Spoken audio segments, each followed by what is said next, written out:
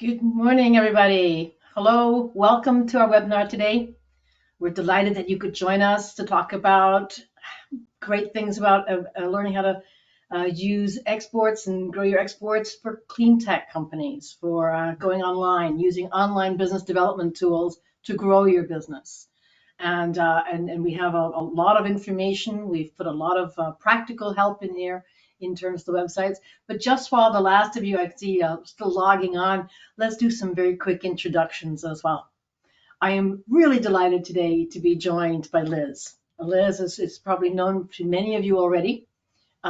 She is a senior international trade specialist, but also, most importantly for today, the Global Environmental Technologies team leader for U.S. Commercial Service. Liz is based in the Seattle area, in sunny Washington, and is a keen advocate for the clean tech companies, has lots of resources, lots of things to share about clean tech in particular as a group, and how you can best use those resources from U.S. Commercial Service. So please, I'm delighted that Liz is here, and please do make notes of that. That being said, you will all be getting a recording and slide deck of the webinar tomorrow. So that also means you can just sit back, relax, just take in the information. You don't even have to take notes. You'll get the recording. And that leaves you a lot of time to put questions into the chat box. We're always here to and happy to answer questions and hear from you all when you're ready. And let me also introduce myself. My name is Susanna Hardy. I am Chief Content Officer at IBT Online.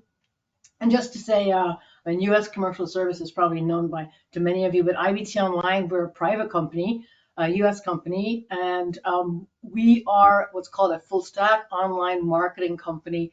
So we build websites, all sizes, tiny, huge, e-commerce enabled, not an e-commerce, and we do online marketing, and that can be from keyword research and very light sort of SEO work to very deep and scary online listening and everything in between. We are really known for a couple of things. In particular, we're known for helping SMEs. We focus on the mid-cap companies, and we focus on international.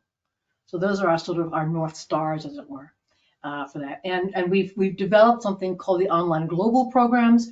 These are programs that are throughout the United States, and they are designed for mid-cap companies to have an easy step-by-step guide to having international websites and online marketing.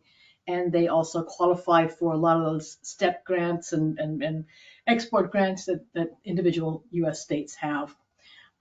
Finally, we are super proud that we signed a strategic partnership agreement with the International Trade Administration, with the ITA, in late last year, in I think it was December 2023, where the strategic partnership for e-commerce, which we're really proud about. And if you want to have more about that, there's some links to those pages and a ton of resources on the trade.gov page about e-commerce in particular that I've highlighted there. The e-commerce Grow Your Exports page has lots and lots of resources which are free and downloadable for y'all. So that's the introductions out of the way. Let's get started. As I said, roll up the sleeves and get started. So we put together, Liz and I sort of talked about this, and we put together sort of, 5 sort of buckets that we wanted to really talk about. Liz is going to be talking about sort of some of the industry research and the top markets, particularly for clean tech companies, which I think you'll find really, really interesting if you're looking at export markets. Before we get there, though, I'm going to have a brief sort of overview of the online world. And I've sort of rather called it the future of sales, which sounds rather grandiose, but it's really from what we're seeing on the online world. I want to share some of the practices, some of the latest trends, and what we're seeing really working at the moment for companies. After Liz talks about these top markets, I'm going to come back and talk about practical examples and the type of tools that we see a lot of our mid-cap companies doing for their export markets that are having good success. And then Liz is going to come back and talk about some of the events, some of the resources that are there for you, and some of the support that U.S. service, commercial service, and Liz's team can offer clean tech companies. There is a fifth little bit there at the end, which is when you guys come in, questions, comments, get them coming. So there we go. Let's just start. Future of sales for clean tech companies. I thought I would just put the stats out there right from the beginning. So, get ready for a couple of big numbers and stats. I think what's just these numbers are so huge that I just find them interesting. So we're 8 billion of us on the planet. 5.4 billion of us use the internet, of which 5 billion on social media. So 8 billion of the people on the planet, 5 billion are using the internet and online marketing. That's amazing. That's huge. What I find also astonishing is that the average time spent for that 5 billion people is 6 hours and 40 minutes. So it's like, get a life. Wow. 5 billion of us are spending nearly 7 hours a day on the internet. And, we look at this, we say, maybe, well, social media, that's just for kids to, no, social media is huge for brand research as well. It's really worth looking at some of the brand research and the social media. On the next slide, I have some of those numbers. The big blue arrow is the USA. The white line is the world average. So in the USA, we're quite a bit below the worldwide average for using social media for brand research. But if you're an exporter and you want to get into, Colombia, Saudi Arabia, well, they're 80% of people of internet users in, for example, Saudi Arabia, use social media for brand research as well. So that's, it's worth keeping this in mind as you go forward. As I said, these numbers are sometimes so big and so startling. E-commerce is another huge one, obviously. E-commerce, we have, the pandemic sort of when we went off the charts there. We're back down to a more normal rate of growth. Nevertheless, it is a worldwide phenomenon and a global phenomenon, and it is absolutely now demanded. 4 out of 5 of those billion internet users are shopping online. And again, if we're looking on a worldwide basis, if we just say that, what does the USA represent? The USA is about 12% of total e-commerce shopping. That's all. Again, if you're looking at, going online, e-commerce enablement as an export route, remember that is a really great way to go. Again, the blue arrow on the chart here on the weekly online purchases growth is the USA. The white line is worldwide average. So you can see, again, if you are looking at, China, Mexico, the 65% of the population of Mexico, internet population, are shopping online on a weekly basis. That is for B2C. B2B is actually larger than B2C. B2B is approximately 3 times the size of B2C. So it's no good saying, well, I'm an engineering company. I make these wonderful clean tech engineering products. They're so good they sell themselves. It doesn't work anymore. People need to be able to find you, need to be able to connect with you, and they'll use that on WhatsApp or on Teams or on email or through social media, whatever the means that they feel like. But if you're a B2B company, I just would really encourage you to think very, very seriously about e-commerce and about your online tools, because this is absolutely a wave coming towards us. We have built more B2B e-commerce websites than B2C e-commerce websites in the last 3 years by a long way, by a really long way.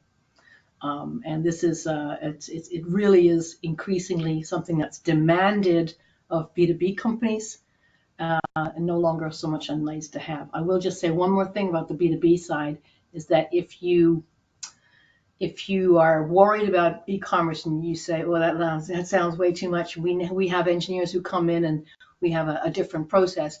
A lot of B2B e-commerce websites end in what's called an order builder, a request to quote, so that you can have your client saying, I want this product and that product. It then requests a quote, and that goes to your sales guys. So your salesmen have sales qualified leads, but it's come through your website, and that's what's really strong and enabling on these things. So just sort of summarizing then what we see as the future of sales, this very sort of bright slide I have here. For our point of view, what we're seeing is that prospective buyers, B2C and B2B, want to go and check out things on the digital world first. They want to check out your website. They don't want a telephone call. They don't even want to. Sometimes they don't even want to meet you at a trade show. They'll look at your QR code. They'll go off. They'll check you out. They'll look at your website, at your online presence first, and they'll look at it on the way that they want to. Omni-channel means, and it's an always-on, personalized omni-channel experience. Now it means that your websites or your online presence has to be finely tuned and in brand, on brand with you. And the third element is anything to do with the online world is always customer centric. It's always about the key prospective buyer much more than the person searching. So you might be the company saying, please find me. But if you're not doing it the way the searcher wants you to be found, is looking, you won't be found. So you need always to be very customer centric. I put on one slide sort of the latest trends, the big latest trends. We're obviously all talking about AI all the time. E-commerce, I've mentioned a couple of times. From our perspective, it's some form of e-commerce enablement is no longer a nice to have, it's a must have. This whole notion of personalization and community is something we're seeing across the web. And it's very interesting working with the U.S. Commercial Service where they have these team leads like Liz. They say, we group together a community of companies. And here are our defining principles, and here's what we offer them. That's the kind of thing that we're seeing on the web a lot these days. And the artificial intelligence with the GPTs, if anyone's into that world, mirrors that community very much as well. Social commerce is obviously huge and growing, but so is data privacy and compliance. And I would really, really urge you all to make sure that your data your websites are secure, encrypted, and that you are very mindful of data privacy and compliance. Again, that is something that the US has been very light on up till now, but it is a growing phenomenon, and especially across the world. And you're not just talking about Europe and GDPR, you're talking about Japan, China, Colombia, India is about to introduce something, and they're all being modeled on the EU's GDPR. So the easiest way is just to say, right, we'll just take the EU GDPR, and that satisfies everybody else's bucket. But really, please do have a look at it. If you're not on board with that, it does have teeth. It can bite. And I would say another point as well with compliance and data privacy. If you're not, for example, secure in terms of your SSL certificate, if you're not encrypted on your website, if you're sitting in Europe, someone goes on that website, you get a big yellow triangle going, danger, beware, this website is not secure. That's not something you want to have next to your brand. It's not cool to have next to your brand. So, that's not exactly going to inspire confidence for your buyers. So please make sure that your websites are actually working hard and really good like that. I just want a sort of a summary slide then, from our perspective when we look at in terms of a takeaway. We would say, your online tools, they're really important. And we just see them working so well for mid-cap companies in reaching out in terms of exporting. So, make sure they're working hard for you. Make sure that you're dedicating the resources, that they're working hard for you. They are an amazing enabler. What I love about, online tools is that they allow small mid-cap companies to punch above their weight, to right at the top of the page, and be there next to the biggest in the world. And there you are. If you've got the right tools and you're maximizing it and really optimizing it, you're right up there with the leader. And as viable and as trustworthy and as strong as they are. That's an amazing enabler for any small mid-cap company. So please do make sure that they're working hard for you. And then they are also a very, very strong tool to give your local rep. And I'll talk about that a little bit later. But let's, I don't know, let's have a poll. Let's have a poll. Let's have a quick poll. We just wanted to, does anybody want to learn more about digital business tools? We can send you some emails. We can send you some blogs along the way. We can, pass things along to you if you have an interest in that, or send you some pages and links to show you where you can download things for free. And I wanted to thank you all for being so very quick on your little buzzers and getting that thing. And then I'm going to pass over to Liz. Thank you very much. Liz, to you, please. Great, wonderful. Thank you. And it is a pleasure to be here with all of you today to talk about export opportunities for clean tech companies. As Susanna mentioned, I'm a senior international trade specialist for the U.S. Commercial Service. I'm also our global environmental technologies team leader. So I'm overseeing a team that provides support to the environmental technologies industry in the U.S. through events and programming and trade leads. I'll get into all of that in a moment. If we could go to the next slide, I want to start by giving you all a bit of an overview of the International Trade Administration. For those of you familiar with the U.S. Commercial Service, we are under the International Trade Administration in the U.S. Department of Commerce. And the reason I want to show this slide is just for what I'm about to talk about with our top markets for clean tech and environmental technology products. I want to make sure that you understand where we're coming from and where we're getting this data and who's helping to prepare it. Within the International Trade Administration, we have our global markets team, which includes me here in the commercial service, who are working directly with companies to help them enter new markets, grow in international markets through a variety of ways that I'll get into later. We also have our industry and analysis office under ITA, and these are our industry specialists located in headquarters in Washington, D.C., that have done analyses on the various industries and are helping us see which markets hold the most opportunities for U.S. companies. Overall, our organization, you'll see we have over 2,000 employees. These are over 2,000 colleagues of mine that I have access to get information when I'm helping out a company. But we all work together to really help facilitate trade out to leave the United States to be exported to other markets. So if we can go to the next slide.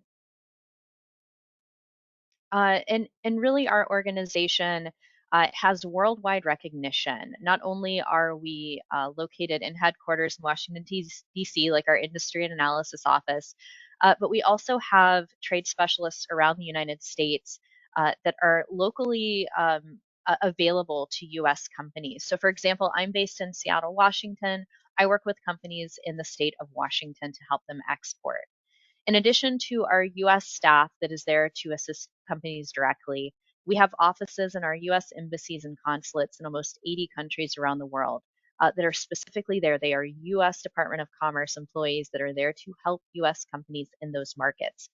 They're at the forefront of understanding doing business in those markets and in understanding what opportunities there are for US companies and communicating that back to the US team who can get that out to the companies in the US. If we can go to the next slide. The reason you're all here today and what I really want to make sure you understand is that we have resources available to you to see what the top markets are for the clean tech industry as well as the environmental technologies industry, which falls under clean tech. So if we go to the next slide, I'll start with our clean technology top export market rankings. So we're very fortunate that this past year, our industry and analysis office came out with an analysis of their research that they've done and the data that they've collected to rank which markets might hold the most opportunity for US companies in these industries. So we have two separate reports, and I'm going to go into each one of them. The first one that I want to highlight is our clean technology top market export market rankings. Now you can see here what the top 15 markets are, and I'll on the next slide not don't switch yet, but on the next slide I'll go into how we determine those markets. But when we're talking about clean technology, what we're talking about, it's known by a variety of terms: green technology, clean tech. It's a broad range of technologies. But what we're really looking at in this report includes renewable energy, IT, green transportation, smart mobility, energy efficiency, as well as some other technologies. What's excluded from this report are the technologies that fall under environmental technologies, which again, I'll get into after this report. Uh, but just to give you a snapshot of what sort of technologies we're looking at in this report. So we looked at data, or my colleagues in industry and analysis looked at a variety of data, processed it, and have come up with this list of top markets. So if we can go to the next slide, please. And there was a link at the bottom, and you'll get this presentation. You'll get a link to these resources. And what I'm doing today is giving you the overview. And what I encourage all of you to do is go to our website and do a deep dive into this. It's a really cool tool. So what they're doing when they're determining these markets is they're looking at 18 potential indicators around clean technology and what predicts a good market for US clean technology exporters. We're looking at microeconomic data. We're looking at energy transition indicators like change in emissions, fossil fuel demand, policy and goal indicators like greenhouse gas reduction scores, climate ambition scores, and then financial indicators, which countries have good EXIM support, financial support, and energy objectives. So those were all indicators that were taken into the data research that help determine those top markets. Okay, next slide, please. So I want to show the top 5 markets for clean technology. The top 5 markets were China, Canada, Japan, Mexico, and South Korea. And here you can see sort of the top line, what is going into this? Why is this a top market, whether it be for policy reasons or market demand? What's being factored into that? Now, again, you can see here just a couple of sentences. Why China? Why Canada? Why Japan? Why Mexico? Why South Korea? If you go to our tool on our website to look at these top export market rankings, you can do a deep dive into each one of these markets.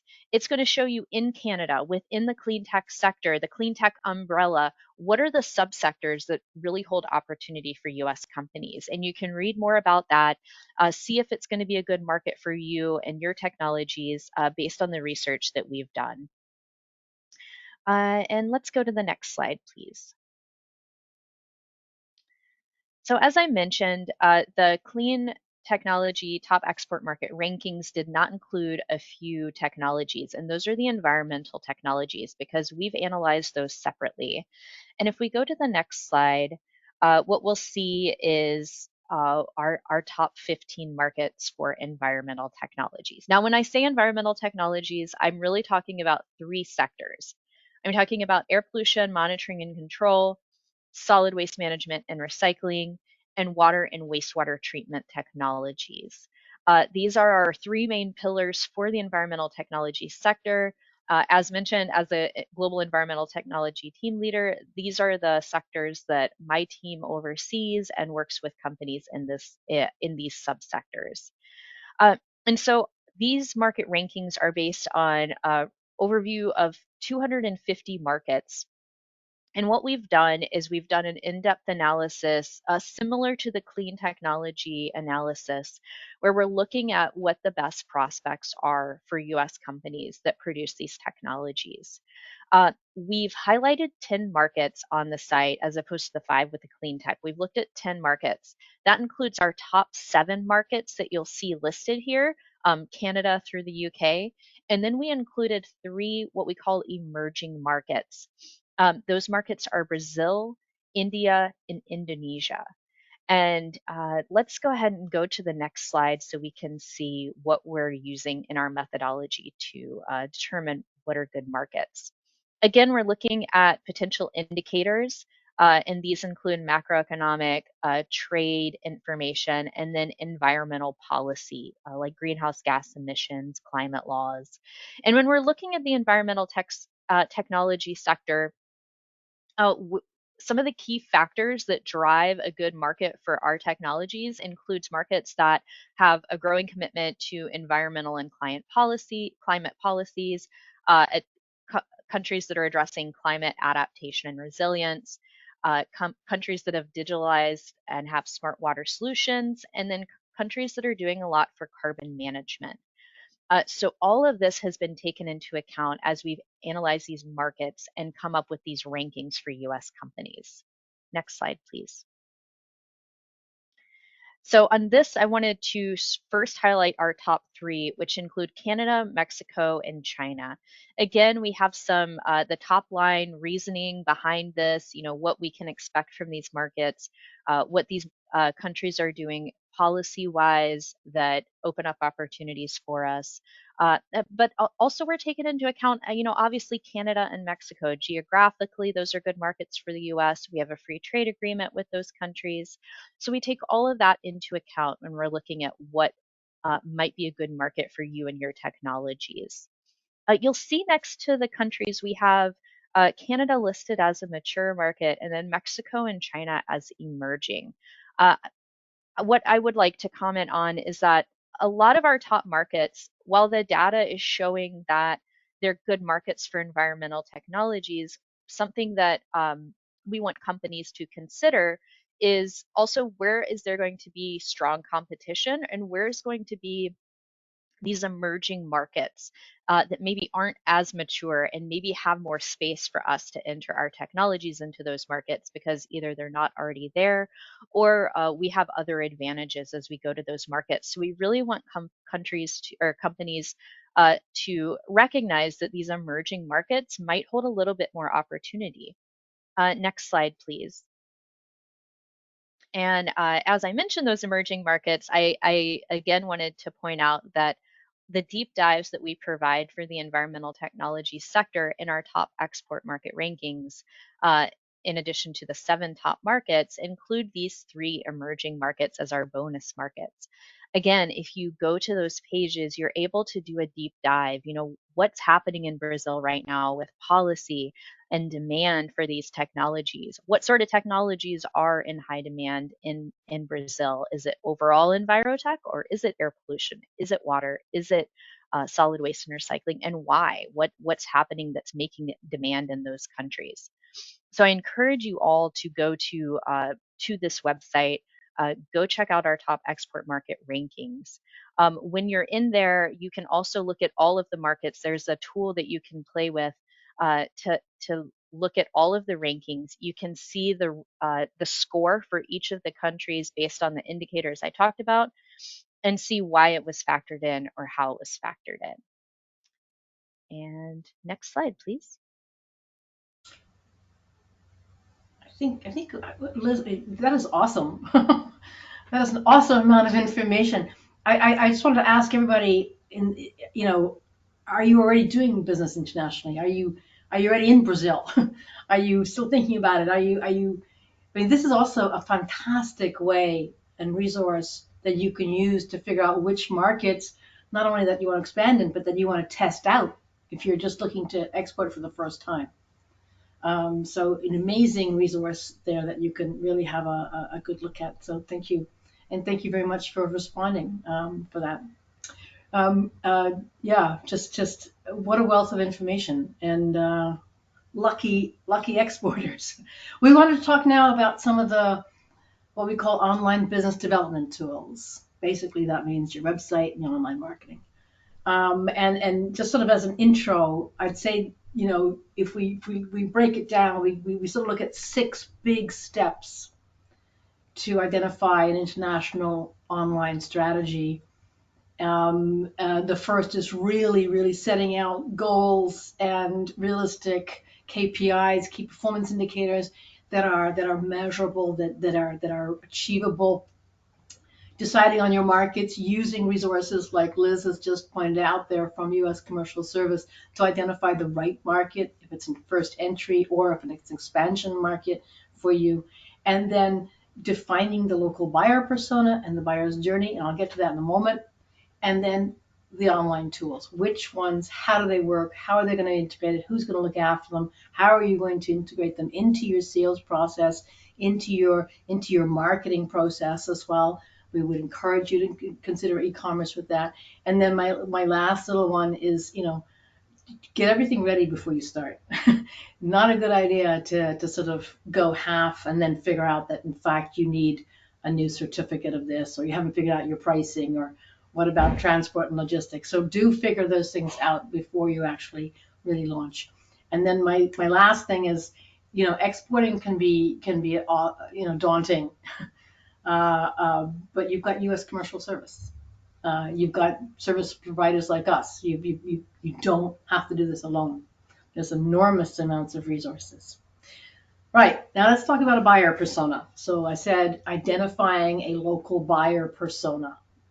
Anyone who's done any marketing and sales will know that a buyer persona is it's an individual. It's not the company that you're identifying, the individual within the company that you want to connect with, the person who actually signs the, yes, I'll buy one of those. And I've listed some questions here on the left-hand side. In what way is the international buyer persona different from your domestic one that you have, in state or in the USA? And in what way are their journeys different? That's one of the key things to identify when you're looking at the tools you will use on for your sales. And to sort of visualize this, I thought we'd look at L'Oreal, a good old French company, not exactly in Cleantech, but so L'Oreal USA has this image on its home website. They're all women on the top floor, very urban. They're all plugged into computers and things. They all look like they're in charge. And that's interesting. L'Oreal spends a lot of time thinking about its buyer persona, so it's very illustrative, very visual. If you look at L'Oreal Mexico, it's a little tiny bit different. They're men there. It's more collegiate. They look more relaxed. They're all gathered around the one screen. Very urban again. They're on the top floor again. There's a lot of similarities, but there's some differences. They're very clear, obvious differences. And L'Oreal figures this image speaks more to my Mexican audience than the previous one. If I go to L'Oreal Canada, L'Oreal has figured out that this image speaks to the Canadian audience, a much more sort of mosaic, perhaps, more diverse community. So, L'Oreal has figured out that their buyer persona wants to identify with each one of those different websites that they have. Another example that we can give you is how buyer personas react online and how they can be different in the way that they react with you when you're doing social media, for example. This is an old post on Facebook that we use for a company, and Liz talked about both Canada and Mexico as being prime markets for clean tech companies, so it might be interesting. This is before G4, but anyway,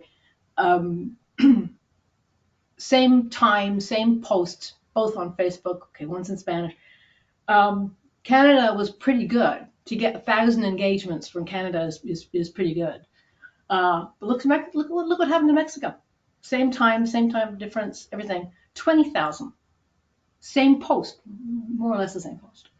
But huge difference in the engagement. Huge difference in the engagement. Different buyer persona, different journey on that. But that's the engagement. That's how, for example, a Mexican, they like it, they wow it, they share it, they send you baby photos, all this sort of stuff. Very different from the cooler Canadian. But who's actually buying? Now, go one step further. Go one step further, because that's the engagement. If you go one step further, you'll see it's a bit hard to see, but the yellow and green bars are buy. The red and blue are those engagement numbers. That's where you got the 20,000 in Mexico and things, and 1,000 in Canada. The yellow and green are buy this. I want to buy that. Where do I buy it from? How do I buy it? So that's the next metric in a sense. And there you can see that the yellow and green bars are almost the same. So that the engagement in Mexico is very different from Canada, but the buying purpose of that is more similar. So I know that if I have a campaign that I'm searching Mexican buyers, I need 20 times the engagement to get the sale of for Canada that I would get for Canada. Okay, so that's a difference. That's a difference in terms of the buyer persona and the buyer journey in online marketing and online sales. I guess the key point is that I want to drive home is just really respecting your local buyer persona. So what you figured out your buyer persona, now make sure that your buyer persona is front of mind when you're doing your sales and marketing. That you're saying, where does my buyer persona go? How does he engage? What's he looking for? So it's not good enough just to stick, if you're looking at Mexico, it's not good enough just to stick some Spanish pages on your existing website. That won't be found. It won't be liked. The Mexican person is going to say, no idea what that is. And Google is not going to say it's relevant for the Mexican website. You actually need to produce a Mexican website, .co.mx. And these are 10 criteria that I've listed on this slide that shows you what makes a website relevant for Google. Language is one. Language is one out of those 10. It's regulatory, it's mobile enablement, it's hosting, it's domain names, it's all these other things that make it relevant. And if you're on e-commerce, or let me give you another example first. Let me say, if you were to look at keywords, right? Now, keywords is a major part of localizing your website as well. If let's say you're in the sports industry, not in Cleantech, but in the sports industry, if you are looking to go into Canada and you're using the word sneakers, you're missing out on, what is that, 75% of people looking on the internet? Because they're looking for runners, not sneakers. So making sure you have the right keyword is an important part to make sure that you are connecting with your local buyer persona. And if you're into e-commerce, it's actually even more so. It has to be incredibly relevant. The currency, the measurements, the way they integrate pricing, the way they want shipping done, any kind of compliance and regulation has to be absolutely seamless. It takes quite a lot to build the trust needed to fulfill a buyer's journey. Even to say a buyer's journey that finishes with, yes, you can contact me. Filling out a contact form is not easy. It's something that people do reluctantly, only when they can trust that that is a bona fide company. Let's go through some examples of some clean tech companies who use online tools in different ways. And I don't want to take up too much time. I'm going to be quite short about this, but just to highlight a few. IGF Environmental make air purification systems and have been doing that since about 1985. They do a lot of trade shows, good old-fashioned trade shows, but they use their online presence really well to make sure that those trade shows are really working hard for them. Trade shows are expensive. For example, we have a program for online marketing for your trade show. It's about a 10-week program. And at the very start, we say, what's the return on investment on that trade show? And we need a minimum of 5 times the cost of the trade show. And it has to be the total cost. So the cost, not just of the booth, airfare, hotel, but also count management time, count time of preparation, all of that, round it out, bulk it out, 5 times that per trade show as a minimum. And to get that, you need to prepare in advance, during, and afterwards. And the best way to do that is using your online presence to do that, to reach out, to make sure you're optimizing your booth time before the show, getting as much brand awareness as you can, so that people know where to find you, how to find you, that you're even there. During the show, absolutely, and then after the show, the follow-up, to make sure that you're really leveraging that trade show. And by the way, we do the same for them in Latin America and Brazil. On the next slide, it's a little bit harder to see, but it's a company that is in Cleantech, XRG Technologies. They do cleaning for big gas companies and make sure that there's lower emissions. Their biggest market is in the GCCs, in the Gulf states. And there's two things that they're very active in. The first is making sure that they have the right content on their websites and that they're promoting it. So that's why you're seeing some bits in Arabic and some bits in English. It's because, in fact, their audience there is quite complex. They're searching in Arabic and they're reading in English. It's quite something. In the GCCs are complex markets and interesting markets for all that. But what they really do really well are blogs, because their technology is quite innovative, and they want people to know that they exist and that they are a thought leader. So they'll produce really, really good content, very impactful, very practical content, which allows them then to produce these blogs, high quality imagery, and promote the blogs. There's very little, very, very soft sell on it in order to become a thought leader in that field. So that when people say we have an issue with the flu, we have an issue with dirty emissions in this gas center, they think of them. And that's the key really to that online presence, searching out through the blogs, through the new. They don't even have a newsletter really. It's really, really through the blogs, data management, and their database management.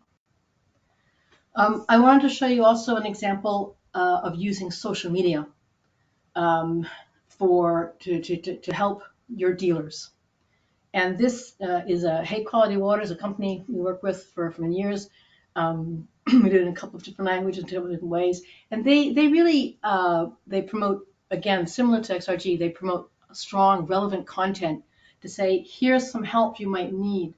Here, what about your hair or the skin problems, or making sure that the water is softer and so on. So these water purification systems. So they're putting out a lot of articles on that. They're using different platforms for different markets. But they're also saying, here, are you looking for a dealer? Are you looking for a distributor? Are you looking for someone to install this? So they market for their distributor, for their dealers and installers as well. And that's why you have that double picture. One is in English and the other one is, I think, in French. So that you can see, they are doing this in several different languages, in several different markets. It's not that onerous. These are not huge companies. These are strong mid-cap companies. And they really, okay, we've got one good image. We're going to use it for several different types of markets.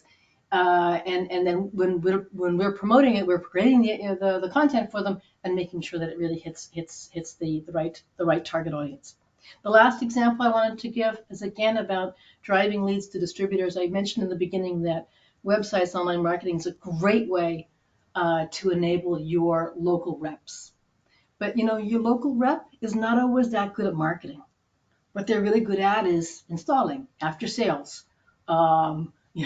answering queries, picking up things, logistics, all those certifications. But they're not always that good at marketing. And should they be? It's your brand. It's your market. Do you want your distributor taking your logo and putting it on something that maybe isn't right? So we have a lot of companies who say, no, I control my marketing. I control my brand. And I will do the marketing for them, but my distributor actually does the fulfillment. My in-market partner does the fulfillment. This is a company that produces synthetic oil. And they do a lot of types of advertisement on a lot of different platforms, and then feed those things to their local distributors. In this case, I took a map of Mexico, but they have ones in Africa and Asia and so on.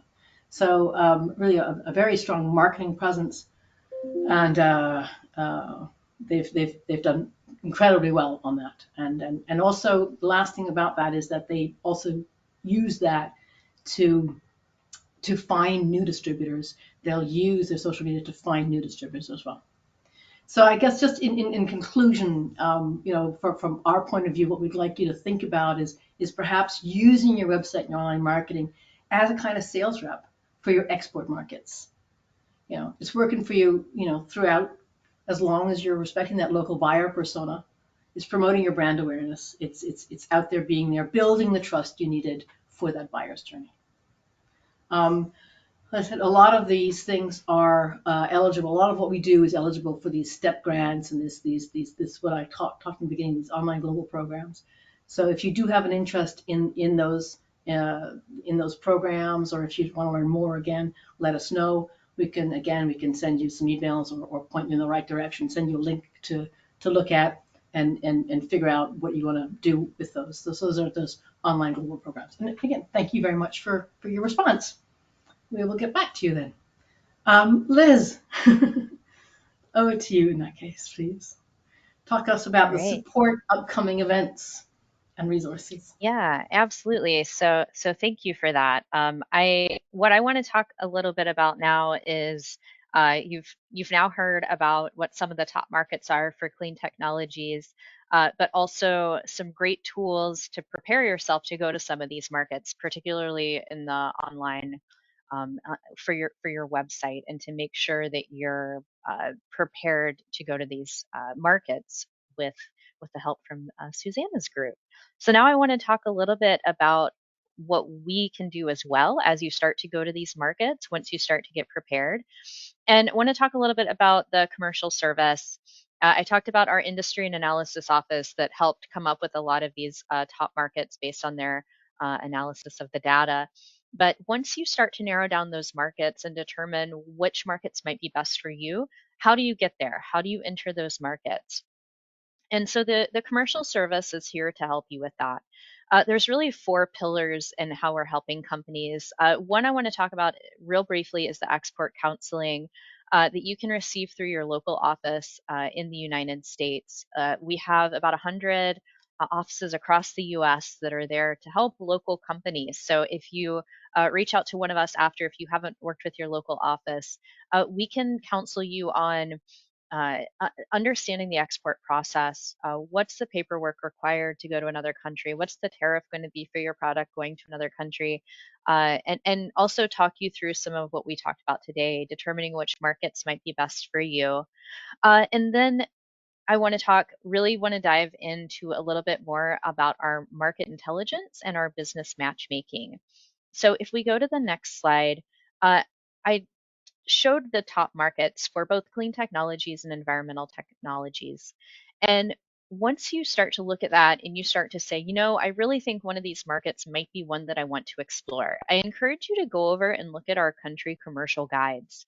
We have these available for over 140 markets. And you'll see on the left side of this slide what topics are discussed in these country commercial guides for each of these markets.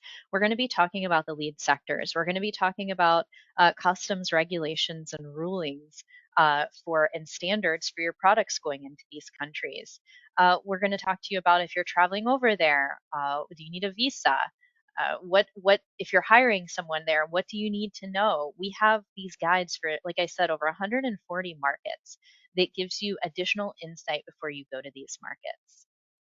And then if we go to the next slide, so now you understand which markets you want to go to, what you may need to do to prepare to go there, whether it be updating your website or making sure you have a visa.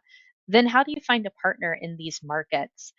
We offer a variety of services through the U.S. Commercial Service to help you find partners in those markets. I won't get into each one of these, but just know that we do customized matchmaking for you, whether that be virtual or in person. We take your wish list, we get an idea of your product, and then we do outreach through our embassies and consulates in those markets to see which parties might be interested in working with you in those markets. So keep that in mind as you're looking at this. Just know that you have this resource that you can tap into to help you find partners in those markets.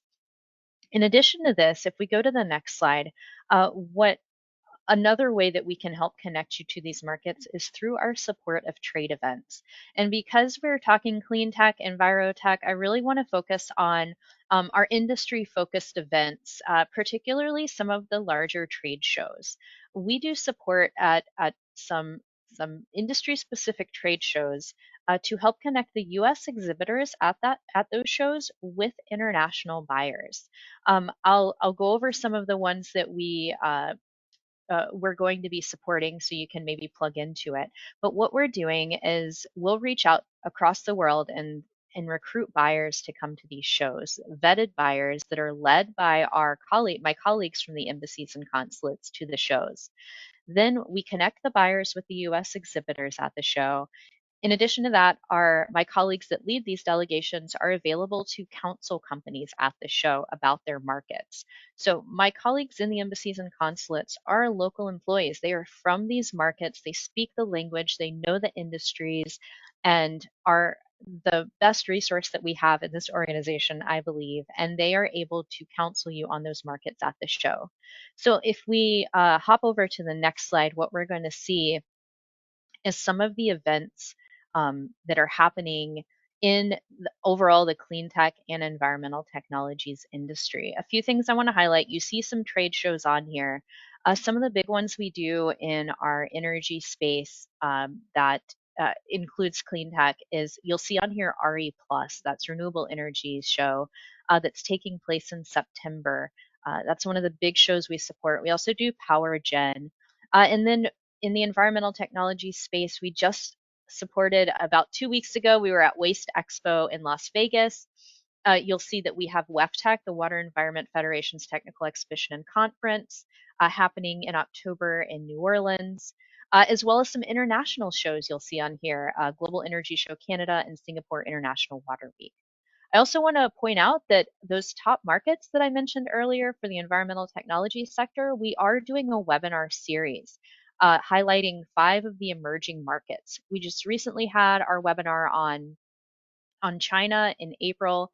We're going to have Indonesia and Mexico coming up this summer. And then in the fall and early winter, we will have Brazil and India. So the way you find out about what's happening, where are these events, how can I plug into them, is either reach out to your local commercial service office or you can sign up for our industry newsletters.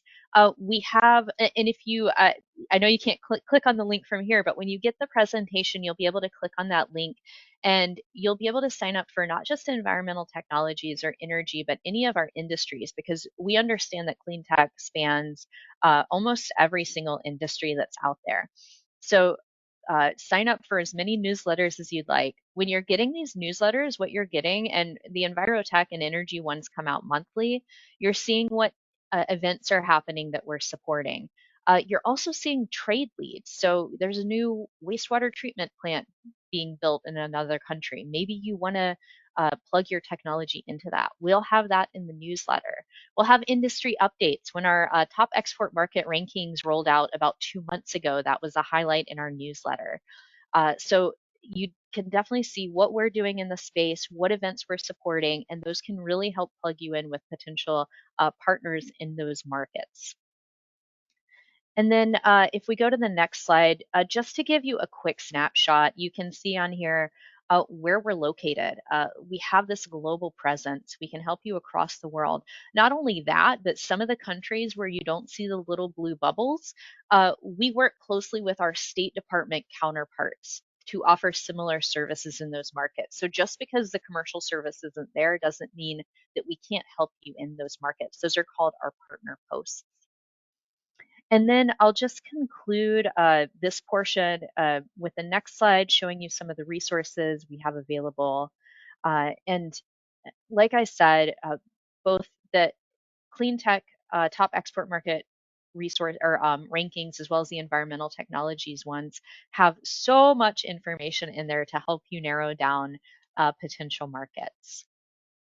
And with that, I will conclude this portion and turn it back Thank over to you. Susanna and see if there's any questions. Thank you, Liz, very much. That's fantastic. Again, we just want to ask as well if this is something that you've all done before. Have you actually benefited from some of these services? It's an amazingly wide range of services that the U.S. Commercial Service offers. It's just phenomenal resource.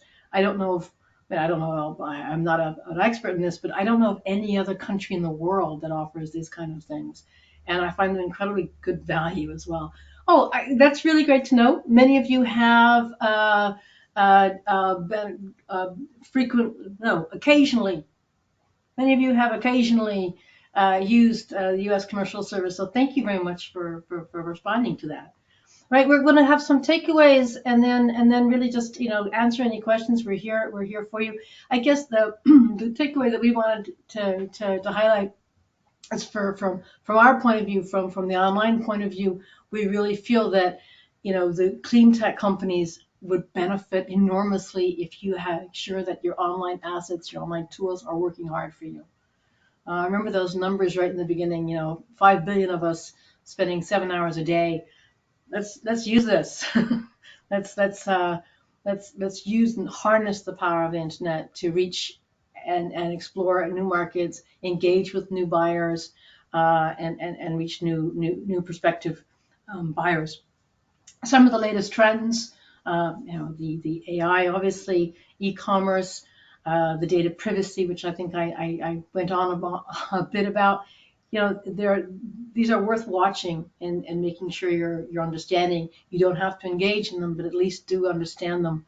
And again, from just sort of our point of view, it's about respecting that local buyer persona, understanding where they are, how they interact on the internet, making sure that your tools, your online tools, reflect that and sync with it, so that they can easily connect with you, engage with you, trust you, understand you, and that you're really, really easy to do business with.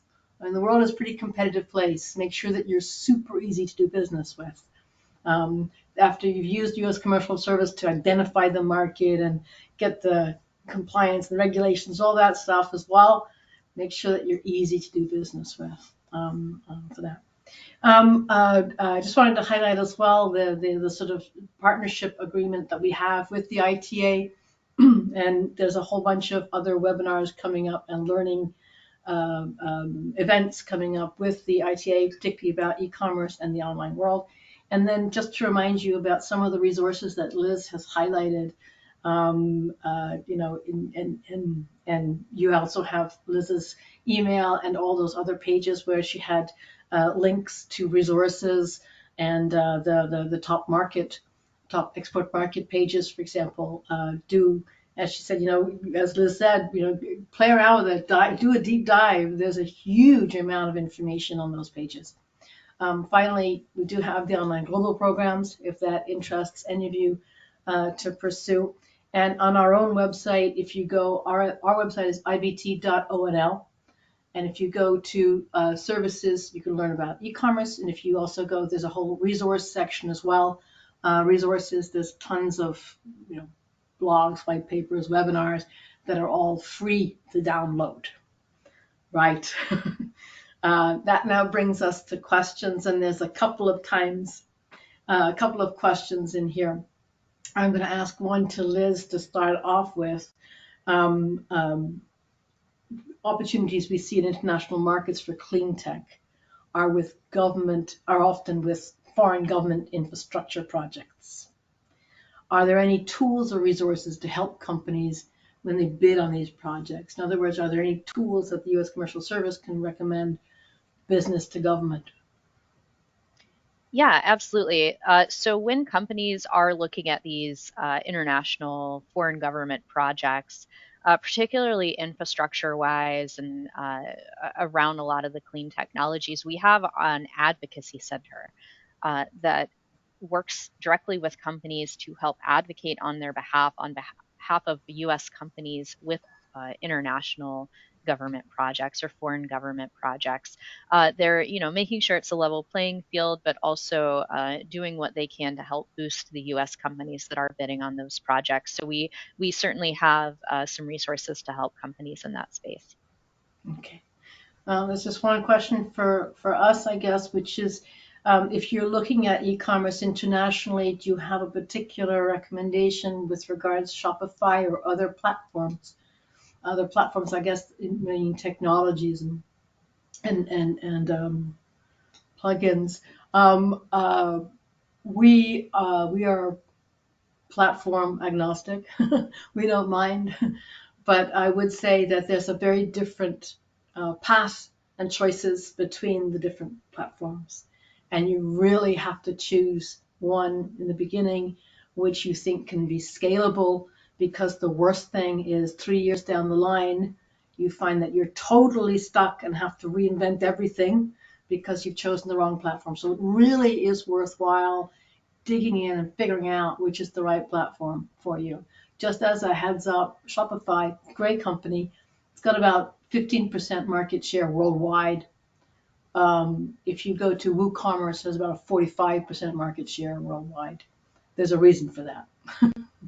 Okay, so do think about other platforms. Don't only immediately think, oh, it's got to be Shopify. Do think long term. Figure out really what is going to be the most flexible for you long term, and the most enabled in an international setting as well. If you want, we can take that offline as well, because it depends very much on company to company, obviously.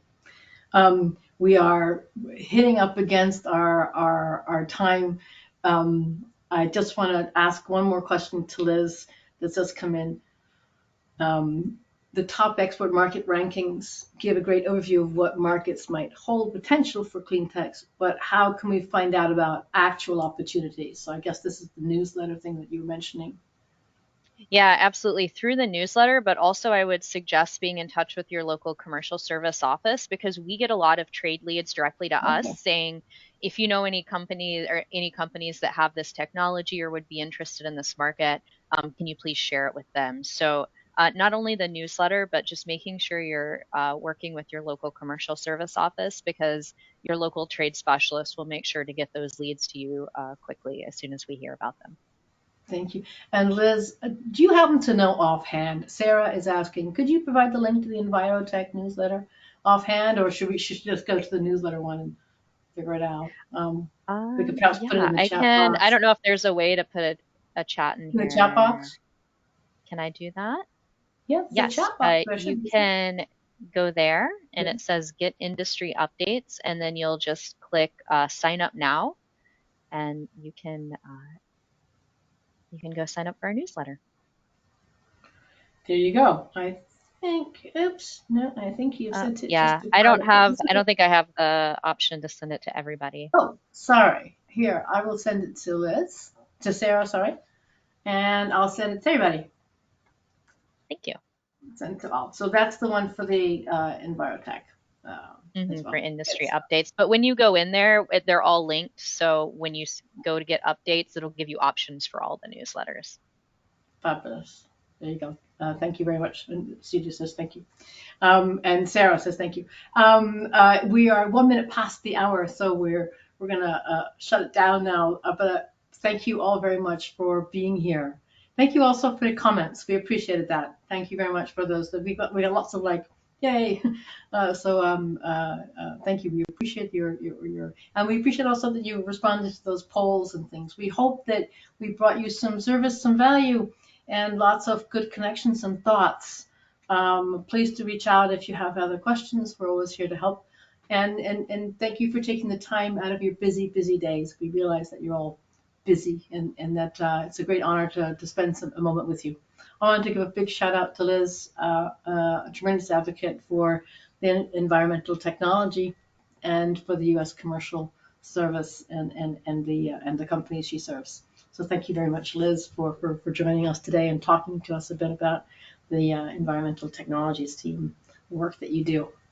And to all of you, thank you. Happy exporting, and see you all online or in person, even better. So drop into our office whenever you can.